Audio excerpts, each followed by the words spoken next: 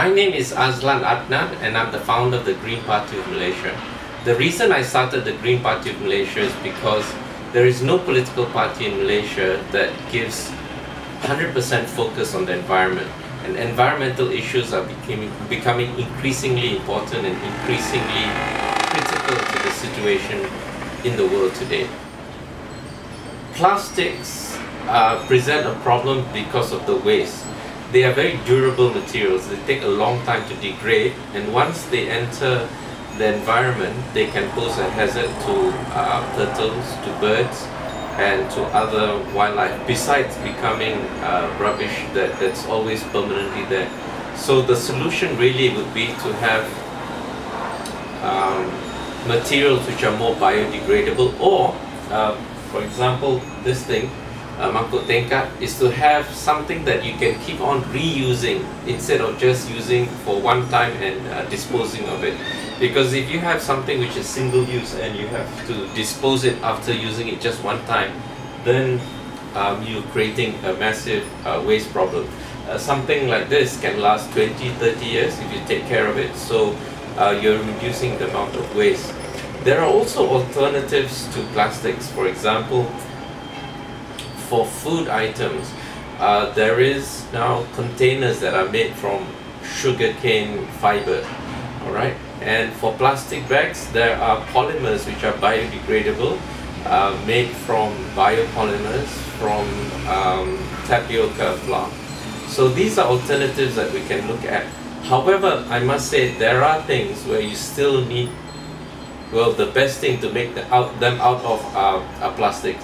So a good example of that are blood lines that are used in blood transfusions, because you don't want something that would, just disintegrate after a certain time in storage. So there are things that we still need conventional plastics, but we need to really rethink what we can use. Plastic bags, sometimes, in fact in Japan traditionally people have used paper bags, and I remember in the 60s when I was young, when we bought rice, even up to 5 or 10 candies, it would be in brown paper bags made of craft paper. So these are things that we should relook and consider reusing again, instead of just making everything out of plastic, which is not biodegradable and pose a hazard and a waste disposal issue for the environment. So Tingkat, yeah. Or even the other bags, the more what do you call, the cloth bags that people can use. I think we should do away from a disposable society, single-use products. Like I said earlier, there are certain conditions where single-use products is optimal.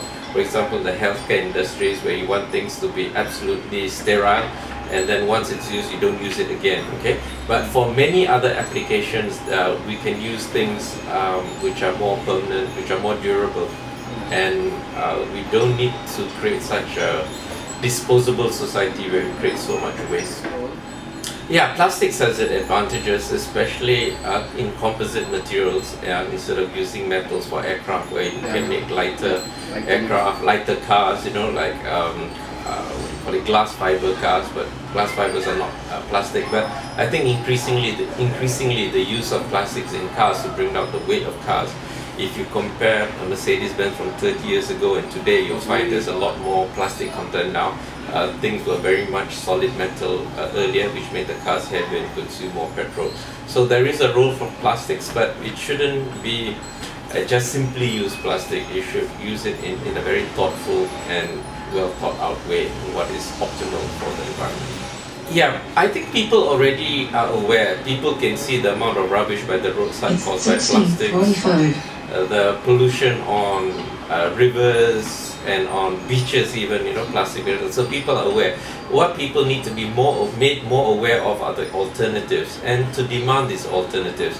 I think it's very good now that supermarkets don't give free plastic bags on Saturdays, they charge money. This is one way to create awareness, and also people really need to buy those shopping bags. In fact, most supermarkets, in fact IKEA sells the plastic bag for $1.90, and the best part about the IKEA bags is once they are worn out, you can actually go and exchange them for a new one for free. They won't even charge you. So that's something that they're doing as part of their CSR for the environment. and we should be more aware of these alternatives, and make full use of them. I think it just takes a lot more than just the environment, what do you call it, the public campaigns by the government. The education system, people in school need to be aware of the rubbish they produce and their responsibility towards the environment. Do you know that in Japan they do not have waste paper baskets in schools, because their logic is, if you're going to throw rubbish, this rubbish came from somewhere and it came from your house, so if I don't take it back and throw it away in your home. So in the schools in Japan there are no waste paper baskets.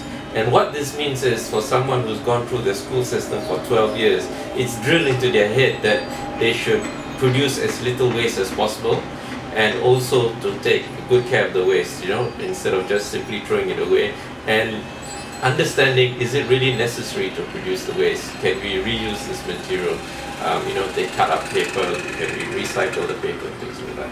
So basically the three things to do with rubbish is to recycle the rubbish, reuse, and to reduce the use of material. Okay, you'll find that there are some condos in KL where they actually implement that.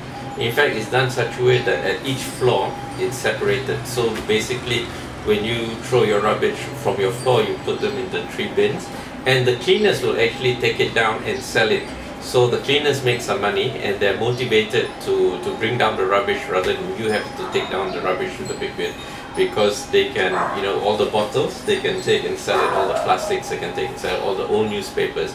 So in Malaysia, if we made a law to make it happen, then it would upset a lot of people who are not ready.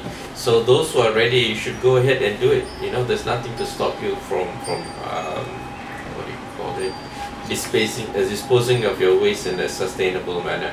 So it takes people to just make it part of their lifestyle, part of their habit to actually do it, and not just wait for laws to be made to make it compulsory. And then when things are compulsory, they feel they are forced to do things, and then they get defensive and upset. But they should do it on their own initiative. They don't have to wait for laws to make things happen. It's a matter of common sense. Just use your common sense. Yeah. Oh, the best medium would be in schools, okay? Because that's where your values are formed, where you create your belief system and your love for the environment. So from young, the younger people are in school. In fact, there are people who come back from school and tell their parents that they're doing things in a wasteful manner or whatever. So schools have a very important role to play, and it's a lifelong thing, you know. So people should continuously be thinking about the environment, how to save it. One of the things you need to realize is that the planet has been here for a very long time, for 4 billion years. But human as a species have only been around for 200,000 years. And of the 200,000 years, mankind has been almost like negligible in numbers. It was only in the last 50 years that the world population has more than doubled from 3 billion to 7 billion people now. And this doubling of the world population is putting an enormous strain on the environment, because of the stresses it requires in terms of natural resources and also in the waste that it produces. So one of the things we need to do is actually understand that the environment doesn't need us, but we need the environment. If the human species dies out, the planet will still continue. Life on Earth will still continue. If there are no humans, probably there'll be more insects, more cockroaches and things like that. So really, if we want to live on this planet, we should really take care of it so that our future generations have a place to live in. Really, human beings are indispensable. In the big scheme of things, the planet does not need a greedy, environment-destroying species, you know. But we need somewhere to live in, so we have to take care of this environment. One of the best ways is to reduce the world population. I think a more than doubling of the world population in 50 years compared to the amount, the length of time that the humans have been on this planet is really a great shock to the environment, creating very much very much demand in terms of resources and producing waste and pollution in a very short while. So we should slow down. We should slow down the population. Yeah, we should slow down the population. What China is doing is only one child per family. Yeah. But China, you know, it's like 1/4 of mankind, you know. So the rest of us have our role to play as well. And also right now you can see people under enormous pressure. 1.6 billion people out of the 7 billion people on this planet, that's 23% of the people, do not have access to clean water. So if you have large populations but no basic needs fulfilled, then it's really quite sad, you know, the situation that we have, and it's meaningless to have all these people which we can't even give them basic healthcare, not even basic healthcare, even water or food, you know. So really we don't need so many people, we need lesser people so that we have less strain on the environment and better quality of life for the people that.